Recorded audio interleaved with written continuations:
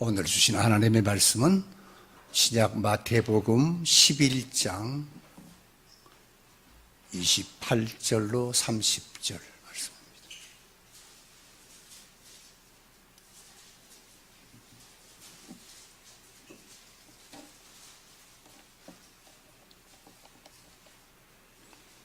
마태복음 11장 28절로 30절. 신약 17페이지죠. 같이 읽겠습니다. 수고하고 무거운 짐 진 자들아 다 내게로 오라. 내가 너희를 쉬게 하리라. 나는 마음이 온유하고 겸손하니 나의 멍에를 메고 내게 배우라. 그리하면 너희 마음이 쉼을 얻으리니 이는 내 멍에는 쉽고 내 짐은 가벼움이라 하시니라. 아멘. 다시 한번 기도합니다. 하나님, 은혜와 사랑을 감사합니다. 지난 3일 동안도 지켜주시고 오늘도 3일 밤 예배 주 앞에 나와 몸과 마음과 정성 다하 예배하며 찬송하며 기도했습니다. 마음이 열려진 마음속에 하나님이 오늘도 말씀을 통하여 큰 은혜가 임하게 해 주시옵소서. 부족한 종 십자가 뒤로 숨기시고 하나님의 영광만 드러내게 하옵소서. 예수님의 이름으로 기도하옵나이다. 아멘. 하나님의 축복이 함께하기를 축원합니다. 3일 밤이면은 더 많이 나보면 좋겠는데 오늘도 빈자리가 많아서 오늘 나오신 분들이 복입니다. 옆 사람하고 인사합니다. 자, 참 잘 나오셨습니다. 예. 사실 주일도 마찬가지지만 3일 밤에도 안 나오는 이유가 여러 가지 있겠죠. 뭐 약속이 있어서 또 뭐 바빠서. 제일 중요한 건 피곤해서. 근데 오늘 여러분들은 피곤을 무릅쓰고 나와서 승리했습니다. 할렐루야. 근데 사실 저희가 어릴 때보다 지금이 더 피곤하다고 해야 되나요? 그때는 열심히 일하는데 피곤하기보다도 열심히 일해서 잘 살아야 되겠다 하는데 요즘은 스트레스를 많이 받아가지고 피곤하다 그런 말들을 많이 하는데 사실 그래서 요즘 현대인들은 피곤하다는 말을 좀 많이 쓴 것 같아요. 그래서 항상 좀 쉬고 싶다. 그래서 어떤 사람은 깰 때까지 그냥 누구 관습받지 않고 자는 사람, 그런 사람을 보면 나는 부럽다 그런 말을 하는 사람들이 종종 있습니다. 또 어떤 사람은 그냥 다 내려놓고 저 강원도 속초나 제주도나 서해 바다 쪽에 가가지고 근데 가서 그냥 마음껏 푹 쉬고 돌아오는 것, 이것이 내 쉼이고 내 바람이다 이렇게 생각하는 사람도 있습니다. 근데 사람은요 쉬어야 하는 것은 맞는 말입니다. 왜냐? 구약 성경에 보니까 뭐가 있나 하면 안식년 제도가 있습니다. 안식년은 7년이 되는 해를 안식년이라고 그렇게 부르죠. 그래서 7년이 되면 1년 동안 사람이 쉽니다.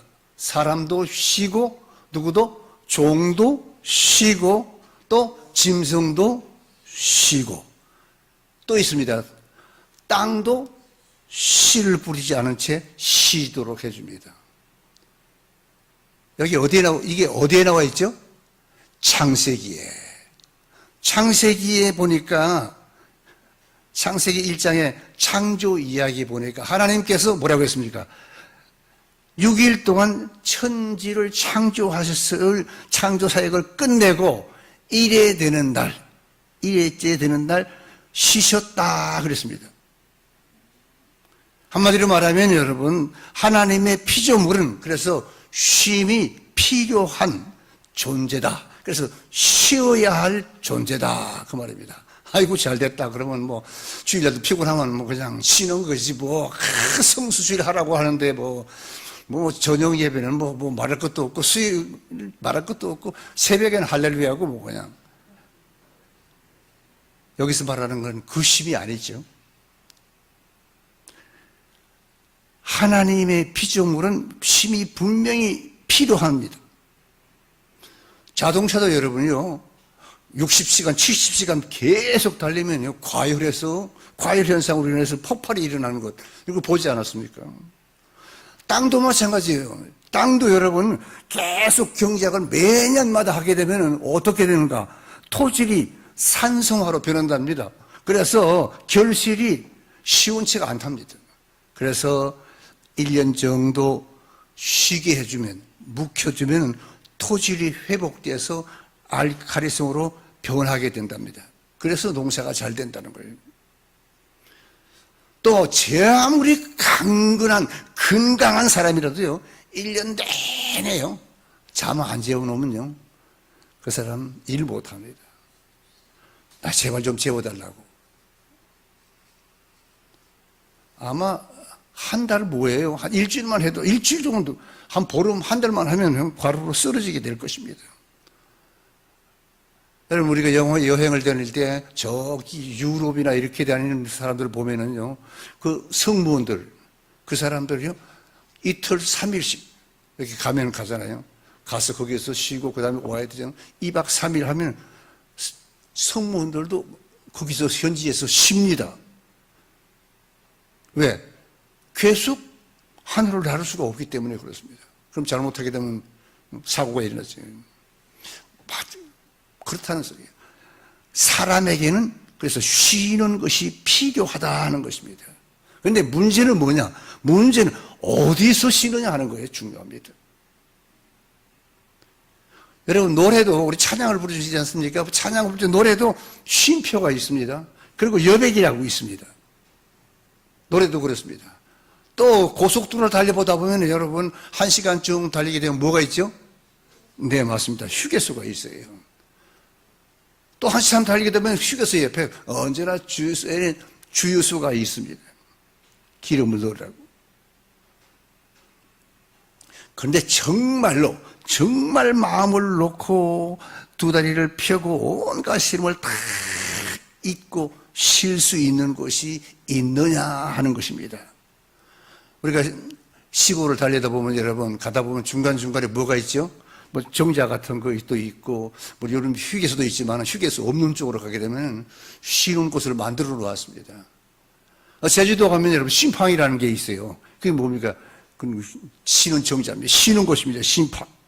길 가다가 피곤하면 머물러 쉬는 곳을 갖다가 심팡이라고 그렇게 제주도에서 말합니다. 가정은 쉼터라고 합니다. 가정은 안식처라고 하지요. 그죠? 쉰다는 소리입니다. 안식처. 근데 가정이 안식처인데 여러분 불행하게도 오늘 현대인의 가정이 다 안식처인가? 영어에서는 스위트홈이라고 하지 않습니까?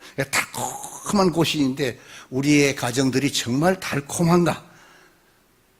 안식처를 구실을 하는가? 쉼판 구실을 하는가?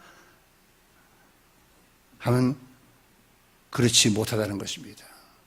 예를 들어서 여기 사람들 마찬가지지만 저 강남에 잘 사는 사람들 말이에요.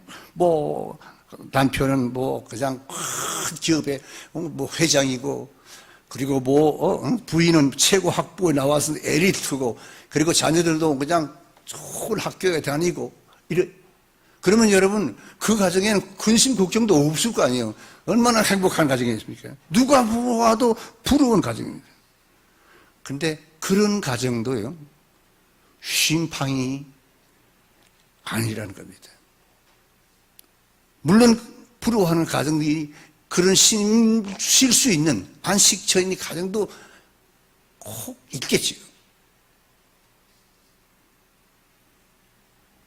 그런데 강남의 어떤 가정에 넓은 그런 아파트에 불황을 타지 않는 큰 기업의 회장에 누가 봐도 부러워하는 그런 가정인데 근데 그 가정도 쉼팡이 아니었다는 것입니다. 왜냐하면 부인은 우울증을 앓고 있었습니다. 딸은 고3인데 고3병이 걸려있고 아들은 고1인데 맨날 공부는 안 하고 바깥에만 돌아다닙니다. 남편은 큰 기업을 운영한다고 해서 수시로 외국을 출장 나가지죠. 아내들과 자녀들은, 아내는 그래도 자녀들이나 좀 보면서 살아야 되는데 아이들 얼굴을 못 봐요. 학교 갔다 오면 자기 방에 들어가서 그냥 이것만 하지요. 이것만 하지요. 아이들 볼 시간. 불러도 들어가면 쳐다보지도 않아요. 그러니 그 아내가 입버릇처럼 좀 사람답게 살고 싶다. 뭐 돈이 없어 그런 게 아니에요. 살 곳이 없어 그런 게 아니에요. 여기서 이 여인이 말하는, 여러분, 이 부인이 말하는 사람답게 살고 싶다라는 것이 무엇을 뜻하는 것일까요? 뭐 좋은 집에서 좋은 차 굴리면서 좋은 옷 입고 좋은 음식 먹고 자식이 둘 남매에다가 돈 잘 버는 남편, 가정주부가 사는 것이 얼마나 좋습니까? 뭐 진성처럼 그렇게 사는 게 아니에요. 어렵게 사는 게 아닙니다. 그런데 가정다운 가정을 갖고 싶다고 하는 그런 고백을 하는 것입니다. 바로 여기에 여러분 현대인의 문제가 있다는 것입니다. 바로 참 평화와 쉼이 다 가정들마다 결여되어 있다는 겁니다. 그래서 그립다는 것입니다. 그래서 어쩌면 그렇게 잘 사는 집, 그런 개굴 같은 그런 아파트에 사는 그런 사람보다는 오히려 좀 못 먹고 좀 못 먹어도 좀 못 입어도 가족끼리 오손도손 정을 나누면서 사랑을 얘기하는 그런 가정과 그런 생활이 오히려 그립다는 것이 그 사람들의 공통된 생각이라는 것입니다. 그러면 여러분, 이 모든 여러분 이 이야기를 통해서 어떻게 어디에서 우리가 참 쉼을 얻을 수 있냐? 다시 말하면 마음 놓고 편히 쉴 수 있는 곳이 어딘가 하는 것입니다. 그것이 오늘 성경에 기록되어 있습니다. 예수님께서 하신 말씀에 우리가 귀를 기울여야 됩니다. 여기 엄청난 부자면서도 그저 없는 그 사람이 있으면서도 그러면서도 수고하고 무거운 짐을 진 자들아 나 내게로 오라 내가 너희를 쉬게 하리라고 주님께서 말씀하고 있다는 것입니다. 더 쉽게 얘기하면 여러분, 예수님은 내가 뭐라고요? 내가 쉼터다. 내가 쉴 곳이다라고 말하고 있는 것입니다. 내가 너희들을 쉬게 해주겠다고 하는 말입니다. 처음에도 말씀드렸습니다만 여러분, 사람은요 쉬어야 됩니다. 그리고 쉼이 있어야 살 수가 있습니다. 쉼이 없으면 살 수가 없는 거예요. 그럼 어떻게 하면 쉼을 얻을 수가 있느냐 하는 것입니다. 그것이 오늘 본문의 답을 말해주고 있습니다. 오늘 예수님께서 본문에 뭐라고 말합니까? 수고하고 무거운 짐, 세상에 많은 근심 걱정, 그것은 뭐 잘 살고 못 살고의 뜻을 병들었거나 건강하거나 떠나서 모든 세상의 염려 근심의 그 짐은 바로 주님이 내게 맡겨라 그랬습니다. 그래서 사람은 어떻게 보면 여러분 모든 사람 인생은요 인생에 무거운 짐을 다 지고 있습니다. 제가 오래전에 병원에 신생원 병원에 갔는데 아이들이 이렇게 막 있잖아요. 장난감처럼 이렇게 촉촉 했는데 그렇게 보니까 한 아이가요 머리에 링겔 주사를 꽂고 있었어요. 갓 태어났는데 머리 주사바늘을 왜 꽂아야 합니까? 갓 태어나가지고. 또 옆에 하나에는 인큐베이터 속에 들어가 있습니다. 왜 갓 태어난 생명인데 그런 것이 필요한가? 이미 이 세상에 태어나면서부터 시작해서 뭡니까?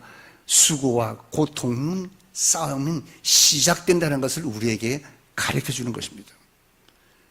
그래서 인간의 모든 사람들은요, 이 수고와 무거운 짐을 지고 있는 사람이라는 것을 우리가 정확하게 우리가 고백할 수 있어야 됩니다.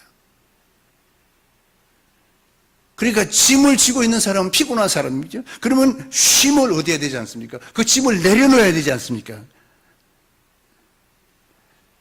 쉼을 얻으려면 짐을 내려놓아야 한다는 그 뜻은 뭔가?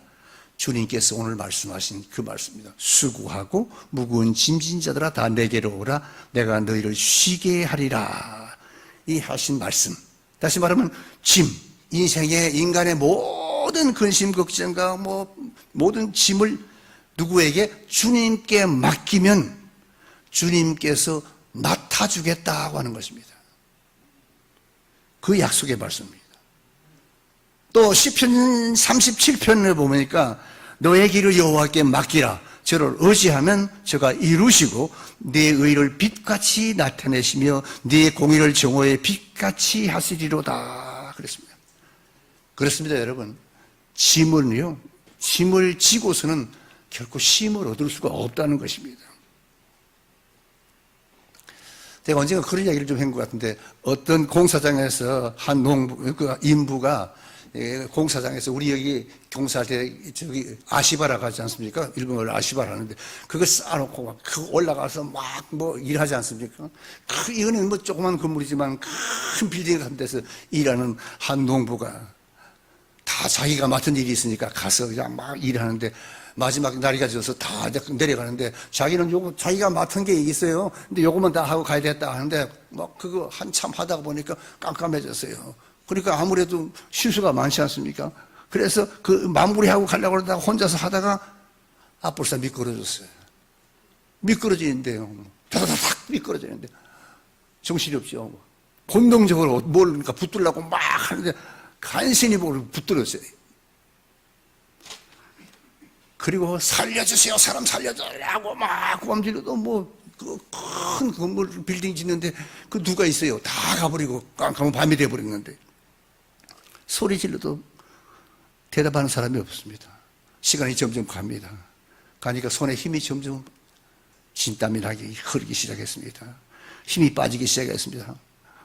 떨어지면서 마지막으로 절망하면서 살려주세요. 아무리 그래도 사람이 없어요. 그때 제일 먼저 생각나는 게 뭡니까? 자식들입니다. 마지막 가족들이 얼굴이 주마등처럼 싹 찌는 손에 점점 힘이 없었습니다. 놓고 싶지 않아서 그냥 저절로 손이 놔졌습니다. 그리고 떨어졌습니다. 정신이 아무데 떨어졌네. 손을 놓고 말았습니다. 근데 툭 하면서 떨어졌어요.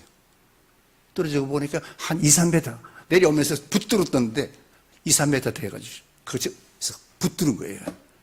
떨어졌는데 2, 3m예요. 툭 들었어요.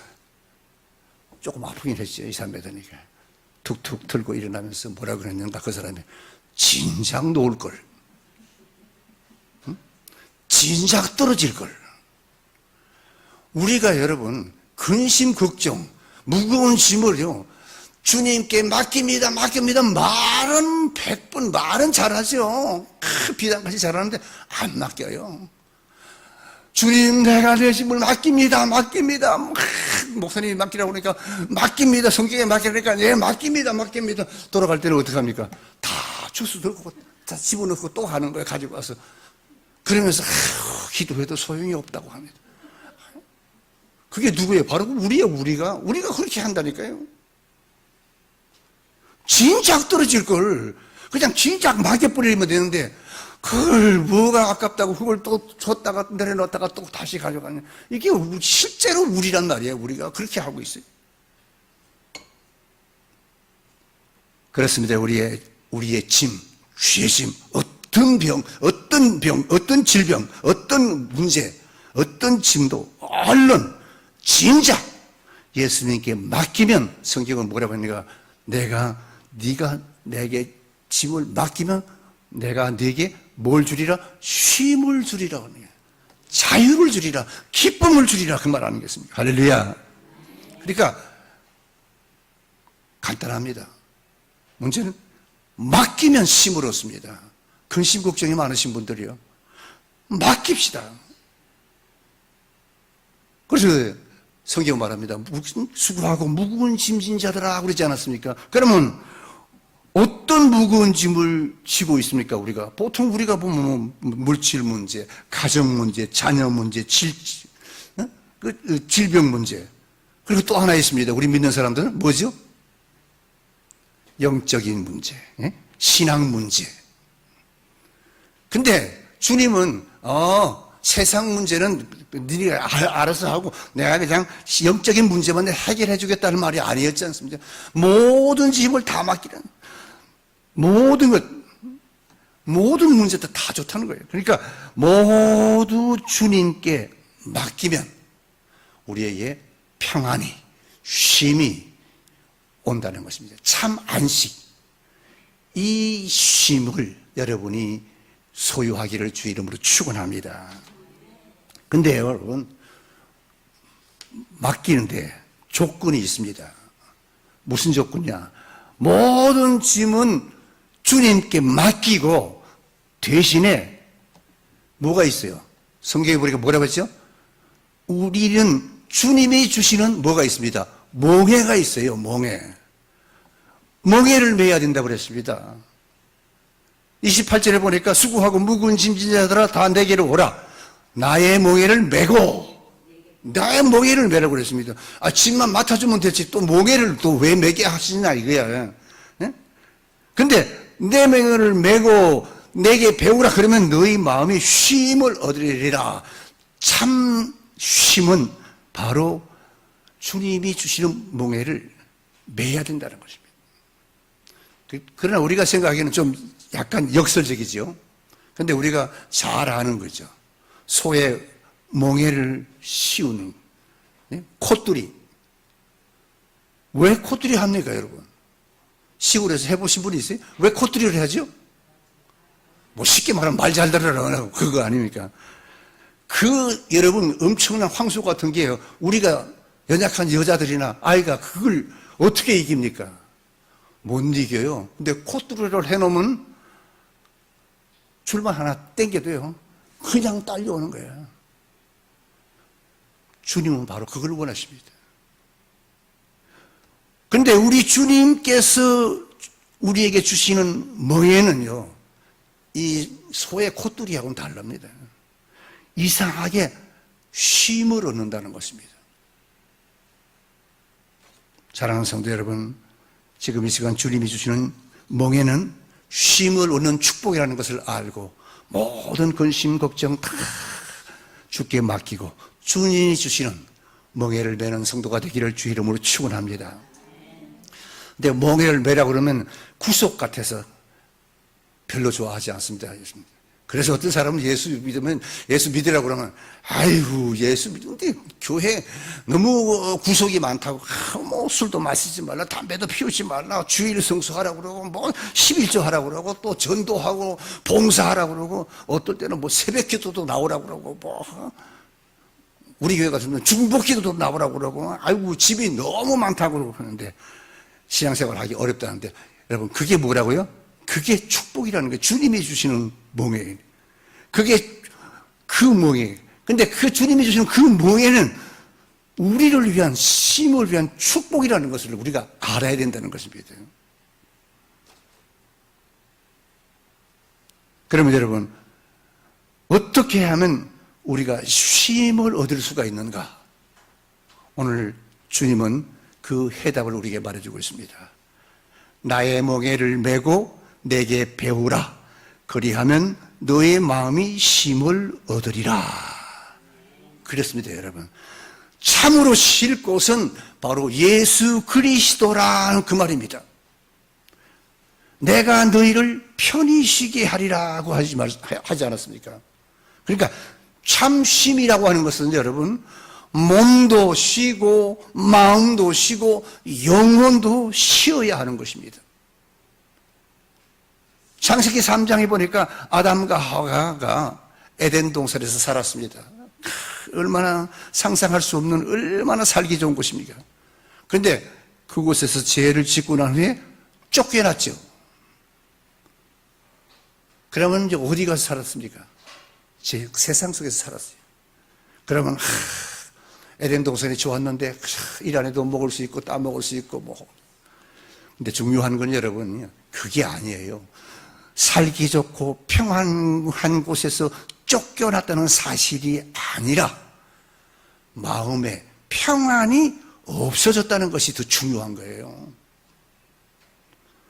다시 말하면 죄를 짓고 난 후부터는 참 안식이 없고 참 평안이 없었다는 것을 말해주는 겁니다, 여러분. 사실 우리가 여러분 사람이 돈 떨어지면 사실 불안하지 않습니까? 집이 없어도 불안합니다. 그러나 여러분 마음속에 죄를 숨기고 살면 여러분 그 불안은 여러분 뭐 집 없는 불안, 돈 없는 불안 그거 갖고는 상대가 안 됩니다. 그 불안은요 견디기 어렵고 이겨내기 어려운 것입니다. 그래서 주님께서 말씀한 겁니다. 무거운 짐이라는 것은 내 힘으로 해결하지 못하는 무슨 짐? 죄의 짐을 말하고 있습니다. 그래서 그걸 주님께서 맡기는 거죠.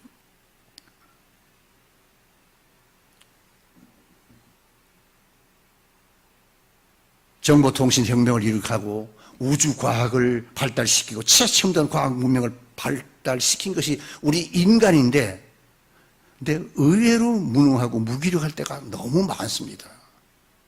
언젠가 내 자식도 내 마음대로 못하고 내 건강도 내 마음대로 못하고 내 뜻대로 해결하지 못하는 것이 얼마나 많습니까? 가정 문제도 그렇고 사회 문제도 그렇고 내 뜻대로 되는 게 사실 없어요. 하물며 죄의 문제 그건 내 힘으로 되는 것이 내 힘으로 해결하는 것이 아니라는 것입니다. 그래서 성경은 뭐라고 했는가? 죄의 값은 사망이라고까지 했습니다. 죄의 문제는 해결할 수 없는 문제, 우리 인간이. 죄의 문제는 어떻게 해야 되는가? 심판을 받고 죄 때문에 멸망하게 된다는 것입니다. 바로 그 죄의 문제를 주님께서 해결해 주신다고 하는 말씀이 오늘 본문 말씀입니다. 그래서 주 예수를 믿으라. 그리하면 너와 네 집이 구원을 얻으리라고 말씀하신 것입니다.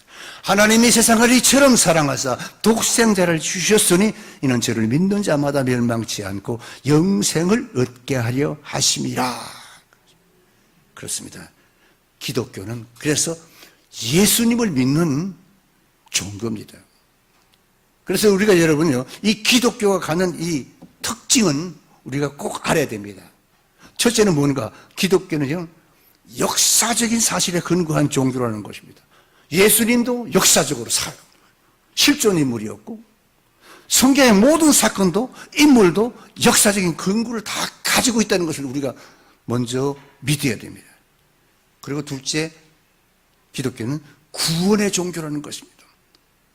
예수님은 자신을 가리켜서 내가 길이요 진리요 생명이라고 말씀하지 않았습니까? 구원의 종교라는 거예요. 또 세 번째는 기독교는 그래서 사람을 변화시키는 종교. 예수를 믿으면 구원받고 예수를 믿으면 구원을 받으면 생각이 변하고 가치관이 변하고 내 삶이 변한다는 것이 이게 우리가 예수 믿어서 얻는 축복이라는 것입니다. 그리고 기독교는 영생이 있습니다. 이거 제일 중요합니다. 세상에서 제일 오래 사는 사람이 누구라고요? 네? 무드셀레인가요? 몇 살까지 살았어요? 잘 몰라도 오래 살았다는 거 알죠? 근데 우리는 뭐 100년 그냥 120년 살면 죽는데 그 사람은 한 900년 1000살 가까이 살았습니다. 뭐 동방삭은 3000살을 살았다나 어쨌든 하는데 근데 어쨌어요? 결국은 죽었다는 것입니다. 결국은 죽었다는 거예요. 그러니까 쉽게 말하면 여러분 인생은 100년을 살아도 200년을 살아도 500년을 살아도 시한부 인생이라는 겁니다. 영웅도 석학도 위인도 권력자도 다 시한부 인생입니다. 그런데 감사하게도 예수를 믿으면 나와 여러분은 예수를 믿음으로 어떻게 된다고요? 영원한 생명을 얻게 된다는 것입니다. 할렐루야. 이게 기독교예요. 이게 우리가 받은 축복이란 말입니다. 육신은 100년, 120년 살다가 죽을지 몰라도 우리는 영혼은 영원한 생명. 그래서 예수님은 뭐랬습니까? 나는 부활이요 생명이니 나를 믿는 자는 영원히 죽지 않을 것이라. 영원히 산다. 죽는다. 죽어도 산다. 이 말이야. 죽어도 산다는 이 믿음 때문에 여러분은 더 마음을 든든하게 먹을 수 있습니다. 마음이 든든하고 평안해지지 않습니까? 그러므로 문제는 여러분 선택하고 결정입니다. 기회라고 하는 것은 늘 주어지는 것이 아니지 않습니까? 지금 우리가 여기서 우리는 영원한 선택을 해야 합니다. 어떤 선택? 편히 쉴 곳, 내 영혼의 안식처를 선택해야 되는데 참으로 쉴 곳, 내 영혼이 안식할 것이 어딘가? 바로 여기 주님 안에서 여러분은 영원한 안식을 얻을 줄 믿습니다. 그래서 우리 예수 믿는 사람은 그래서 축복받은 사람. 그러면 우리는 이제 쉴 곳을 찾았습니다. 그래서 여기저기 돌아다닐 필요가 없습니다. 세상 거 찾아올 필요 없습니다. 예수 믿으면 구원받고 신앙생활 하면서 아직도 쉼을 찾지 못하는 분들이 더러 혹 있습니다. 그런 분들에게 여러분들이 가서 외쳐야 할 말씀, 수고하고 무거운 짐진 자들아 다 내게로 오라. 내가 너희에게 편히 쉬게 하리라. 그 주님을 소개해주고 그 영혼을 주 앞으로 인도하는 전도자들이 되기를 주의 이름으로 축원합니다.